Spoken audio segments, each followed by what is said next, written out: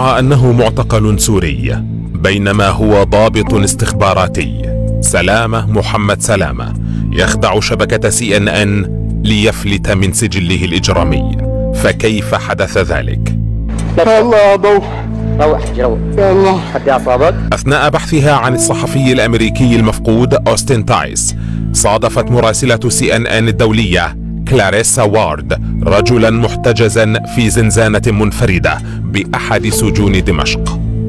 هذا السجين الذي عثر عليه مختبئا تحت بطانية تقمص دور الضحية، وادعى أنه مدني سوري اعتقلته المخابرات من منزله قبل 3 أشهر.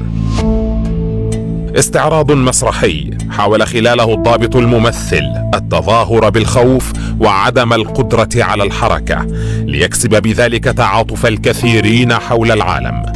اشرب مي. بعد تداول الفيديو على مواقع التواصل الاجتماعي، بدأ نشطاء بالتشكيك في الموضوع، مستدلين على ذلك بالحالة الصحية للسجين التي لم تظهر عليها أي علامات للتعذيب أو التجويع. هذه الاستنتاجات تأكدت بعدما كشفت منصة تأكد السورية بأن السجين ليس مدنيا ولا يحمل اسم عادل غربال كما ادعى، بل هو ضابط سوري برتبة مساعد أول في فرع المخابرات الجوية الذي يعد واحدا من أسوأ الأفرع الأمنية التابعة لنظام بشار الأسد وفقا لما ذكرته المنصة.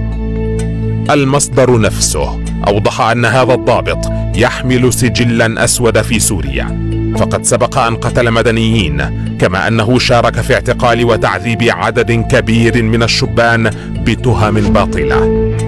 أما عن سبب اعتقاله فقد أوضحت المنصة أن محمد سلامة سجن لفترة لا تقل عن الشهر بعد خلاف نشب بينه وبين ضابط أعلى رتبة حول توزيع الأموال التي يجمعها عنوة من المدنيين.